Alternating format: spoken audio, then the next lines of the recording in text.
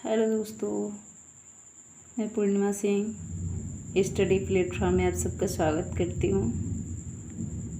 Please मेरे video को like, subscribe, share ज़रूर कर दीजिएगा।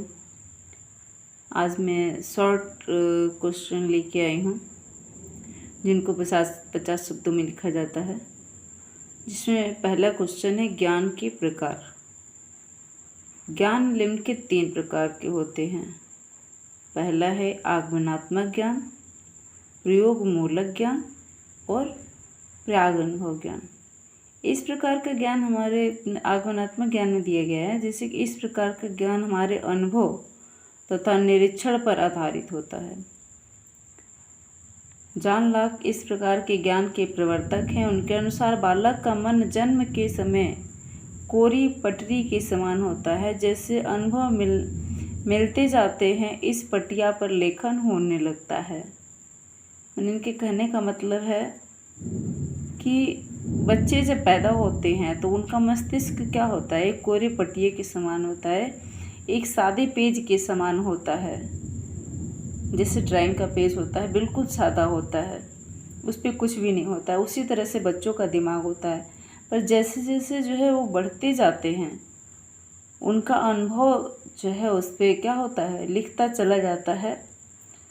मैंने उस पर कुछ न कुछ जो है, मैंने कि जो जो सीखते जाते हैं वही उनके मस्तिष्क पर जो है एक छाप छूटती चली जाती है। जैसे जैसे अनुभव मिलते जाते हैं, इस पटिया पर लेखन होने लगता है। इससे तात्पर्य है कि ज्ञान अनुभव द्वारा वृद्धि करता है। शिक्षा में इस प्रकार के ज्ञान के प्रवर्तक कहते हैं कि सीखने के लिए समग्र अनुभव प्रदान करने चाहिए। इस प्रकार के ज्ञान में अलौकिक का कोई स्थान नहीं।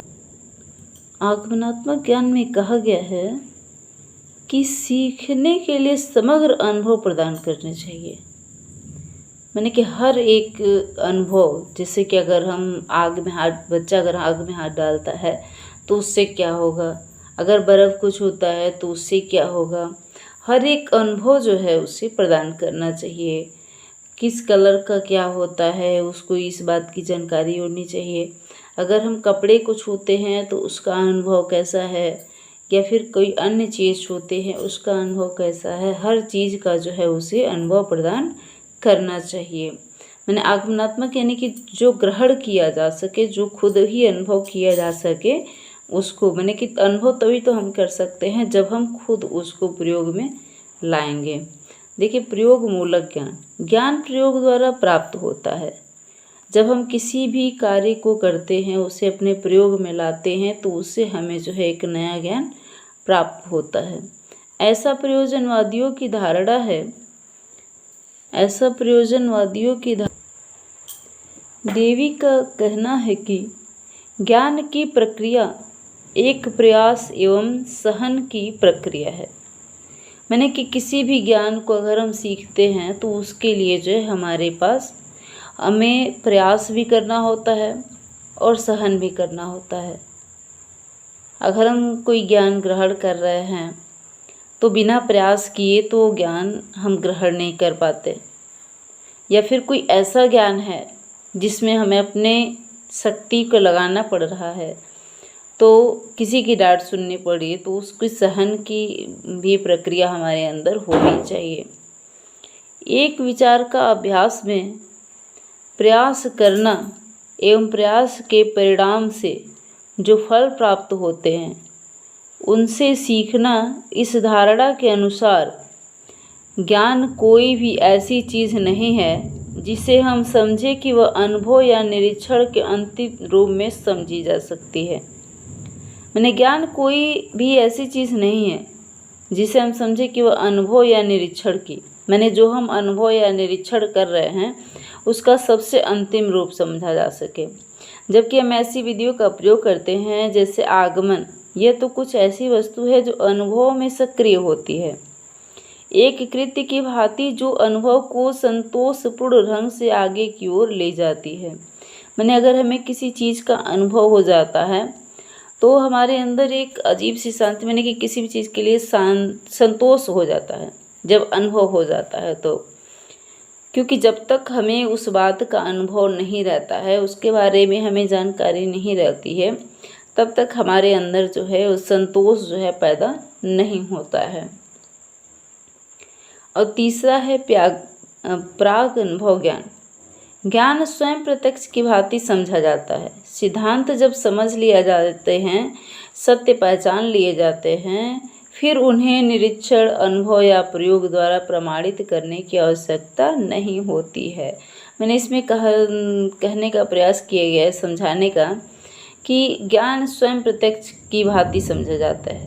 मैंने कि जब आपको ज्ञान के बारे में पता चल गया कि ये क्या है, क्यों है, कैसे है, तो फिर उसके लिए जो है किसी भी प्रमाण की आवश्यकता नहीं होती है कि अगर कोई कुछ अगर हमें बता रहा है, अगर हमें उसके बारे में पूरी जानकारी है, तो उसके लिए हमें किसी को प्रमाण देने की कोई आवश्यकता नहीं होती है। कि सामान्य, यहाँ पे देखिए क्या लिखा है, इसी विचारधारा के प्रवर्तक कांट हैं, जो कहते हैं कि सामान्य सत्य अनुभव से स्वतंत्र होने चाहिए। यानी कि कांट कहते हैं कि सामान्य सत्य अनुभव से स्वतंत्र होने चाहिए। उन्हें स्वयं में स्पष्ट तथा निश्चित होना चाहिए। गणित का ज्ञान प्राग अनुभव ज्ञान समझा जाता है। मैंने कि जब हम जानते हैं कि दो दूनी 4 ही होगा, तो फिर इसमें किसी भी प्रत्यक्ष या फिर प्रमाण की कोई आवश्यकता नहीं है, ये है तो है। ठीक है, दूसरा क्वेश्चन है, पाठ्यक्रम से अब क्या समझते हैं।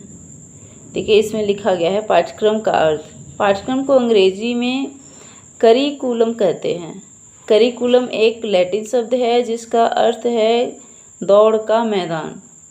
अंग्रेजी में इसका लाक्षणिक अर्थ है शिक्षा के क्षेत्र में विद्यार्थी की प्रगति का क्षेत्र।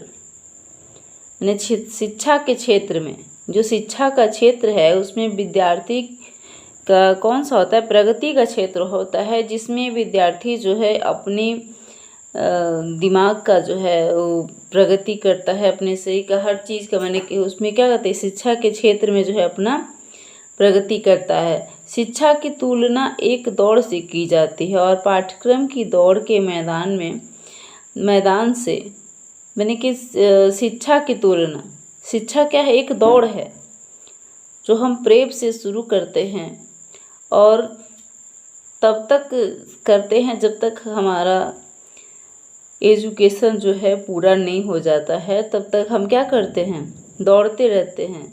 और पाठ्यक्रम की दौड़ के मैदान से, मैंने पाठ्यक्रम क्या होता है, दौड़ का मैदान होता है। एक मैदान हम पूरा कर लेते हैं तो दूसरा, मैंने कि प्रेप पूरा कर लिए, फिर LKG की पाठ्यक्रम के बारे में पढ़ेंगे, फिर UKG के पाठ्यक्रम के बारे में पढ़ेंगे। मैंने कि हमेशा एक मैदान हमने पूरा किया तो दूसरे मैदान में जो है हमको उतर जाना है, जिसमें दौड़कर विद्यार्थी अपने गंतव्य स्थान पर पहुंचता है। मैंने वो क्या होता है, पाठ्यक्रम जैसे हमने बताया मैदान का क्षेत्र, एक मैंने कि क्षेत्र होता है, एक मैदान होता है जिसमें विद्यार्थी दौड़ता है। क्लास में बच्चा क्या करता है, अपने पाठ्यक्रम को जब पूरा कर लेता है तभी जो है वो अपने उद्देश्य तक पहुंच पाता है। अथवा यह पाठों का ऐसा क्रम है जिसके माध्यम से विद्यार्थियों को ज्ञान दिया जाता है, वह स्वयं उसी क्रम में ज्ञान प्राप्त करता है। मैंने पाठ्यक्रम जिस तरह का होता है उसी तरह से बच्चे जो है ज्ञान प्राप्त करते हैं। जैसे जैसे जिस चैप्टर के बाद जो चैप्टर होता है, मैंने 1 चैप्टर के बाद 2 चैप्टर, 3 चैप्टर, तो उसी के अनुसार क्रम बनाया रहता है कि किसके बाद बच्चों को किस चीज़ की जानकारी देनी चाहिए। ठीक है, अगला क्वेश्चन है ई अधिगम का अर्थ। ई अधिगम या ई लर्निंग से आप क्या समझते हैं। ई लर्निंग से यहाँ पे देखिए है